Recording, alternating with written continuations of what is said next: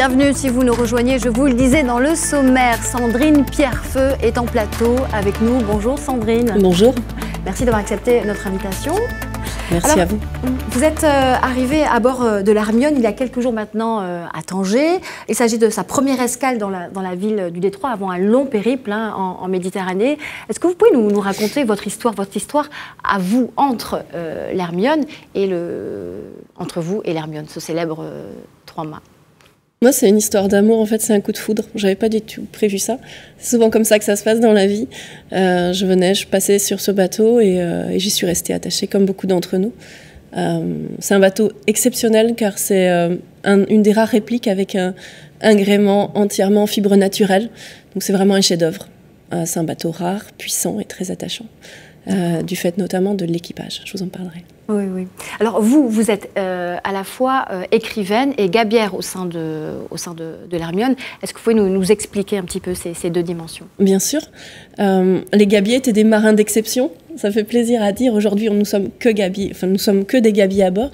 C'était les gabiers qui montaient dans la mâture, sont les singes en fait. Ceux qui du coup allaient, et vont toujours d'ailleurs, régler les voiles jusqu'à 45 mètres au-dessus de la mer. Donc vous montez, vous, jusqu'au 45? Oui, il faut. Le bateau a besoin de nous en permanence, en mer, de jour comme de nuit.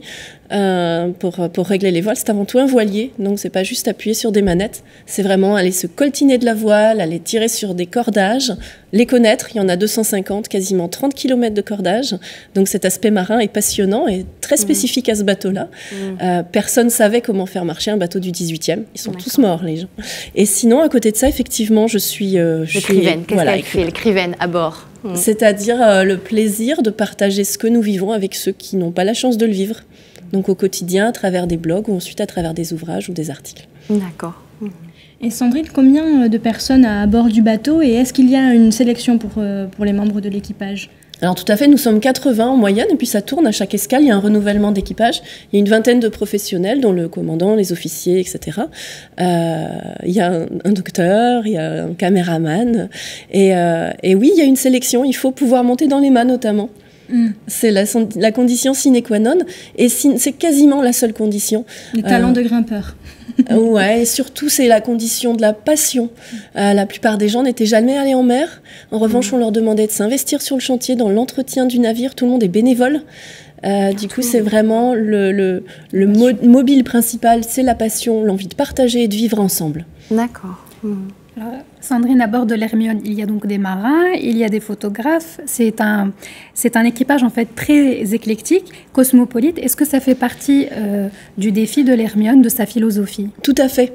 C'était vraiment apprendre à vivre et à travailler ensemble pour créer une sorte de mini-société qui fait comme une ambassade en fait autour des différents périples. Et cette année, c'est une ambassade très particulière pour le périple 2017 car il s'effectue sous le patronage de l'Organisation internationale de la francophonie. Donc il y a une centaine de gabiers de 34 nationalités différentes qui voyagent avec nous. Et c'est extrêmement intéressant justement de partager la salle de bain, la nuit, le jour, les tempêtes. C'est vraiment apprendre à se comprendre, se connaître pour mieux construire ensemble puisque la moyenne d'âge est assez jeune. Un monde de demain plus tolérant, plus ouvert, plus partageur. Un symbole très fort. Très fort, oui, et très concret. Et Tanger, justement, est-ce que c'est un autre symbole pour vous? Pour nous, c'est très important. C'est la première escale 2017 de ce parcours méditerranéen. Et donc, pour beaucoup de gabiers, c'est la première fois en Afrique. Pour les Africains, cette fois-ci, il y avait Ousseynou avec nous, qui était sénégalais. C'était aussi sa première fois en Europe. Donc, il y a vraiment un pont qui s'est fait. Or, Tanger, pour nous, c'est un symbole, justement, des enjeux migratoires, d'ouverture de l'Europe, d'échange de culture. Nous, on vit tout ça à une toute petite échelle sur le bateau. Donc, Tanger, oui, c'était essentiel pour nous. D'accord. Et en tant que femme, est-ce que vous pouvez nous raconter votre expérience en tant que marin femme? C'est quelque chose de très particulier peut-être? C'est surtout très nouveau. Parce qu'autant, effectivement, dans le détroit, en Patagonie, il y avait des femmes pêcheuses, il y a des femmes qui pêchent de tout temps, il y a des femmes qui ramassaient des coquillages. Mais des femmes marins sur des grands voiliers, jamais.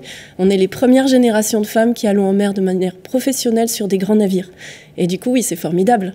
On est entre 30 et 40, voire même 50% sur ce navire de femmes, plutôt 30-40. Du coup, c'est là aussi du vivre ensemble. Et c'est aussi le patronage de l'OIF, l'un des mobiles de ce voyage. C'est également, outre les enjeux effectivement de construction d'une société plus partageuse, etc., c'est aussi l'égalité femmes-hommes. Qui est en question et qui est en pratique surtout. C'est là que c'est intéressant. C'est plusieurs défis, plusieurs symboles sur cette Hermione. Oui, en plus de beaucoup de bonheur de naviguer sur un bateau magnifique et d'apprendre à se connaître avec des gens de toutes nationalités. D'accord. Est-ce que vous avez envie de nous parler de quelque chose de particulier, d'un sentiment, d'un souvenir que vous avez déjà peut-être par rapport à la traversée, le temps mouvementé que vous avez dû traverser ces dernières heures? Ça n'a pas dû être facile. On a eu du très gros temps. C'est la première fois que l'Hermione a été confrontée à de telles vagues, notamment. On a mis les canons dans l'eau, donc avec beaucoup de gîtes, etc. Et pour nous, et notamment pour le commandant Yann Cariou, c'était un test. Parce qu'il y a un autre projet derrière, qui n'est pas encore complètement sûr, mais le commandant souhaiterait partir autour du monde sur les traces de la Pérouse.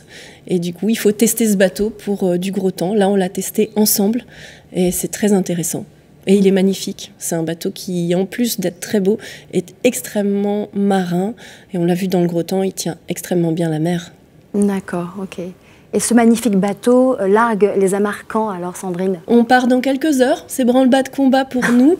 Nous sommes tous en train de repréparer les voiles et le navire et l'équipage pour reprendre la mer pour Barcelone puis Sète, ce soir à 17h.